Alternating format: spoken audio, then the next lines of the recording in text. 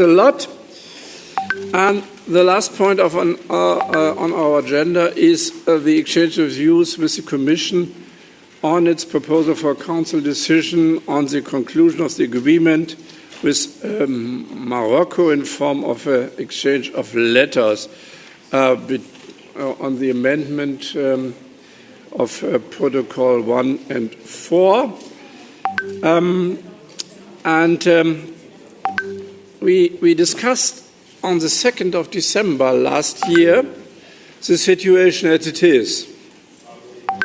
Because, as you know, on the 4th of October 2024, the European Court of Justice made a ruling on the implementation of the agreement in the Western Sahara. And this was not the first ruling. We had a lot of rulings. And I remember quite well that this whole process started, I guess, in 2009, roundabout. We once, as Parliament, also rejected agreement, and then I guess there were 3 rulings of the European Court of Justice, so that on the substance, the Court said always there has to be a consent of the people of the Western Sahara to the agreement, and it has to be also clear that, for example, tomatoes or whatever coming from the Western Sahara have to be declared as product from the Western Sahara. Unfortunately, the Commission was not really able to fulfill the ruling of the court, so that we discussed this, and by sudden I got the information 10 days ago that there is now an agreement with Morocco. And I looked in the SharePoint, and we got in September, some documents, but without any explanation. And in this telephone call I got Friday 10 days ago, I heard that there was an agreement, and I got the information a little bit how this agreement was constructed. I had so my doubts if this is really reflecting the ruling of the court, because it's still not a clear labeling of products come from the Western Sahara, and it's not a clear consent request for this agreement by the people of the Western Sahara. But beside that, I heard that the Commission requested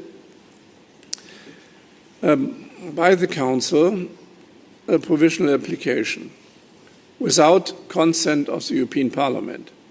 And this is, of course, totally against all our commitments we had from, I guess, the last 4 commissioners of trade, and is totally against the new framework agreement, which was quite recently agreed by the Commission and the European Parliament, and where I was the negotiator of the European Parliament. So I was really, really shocked that this process is really undermining the truth,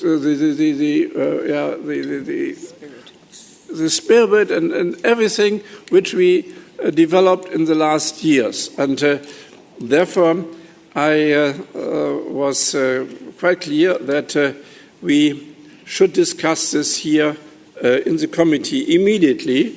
And this was the first occasion now where we could discuss this.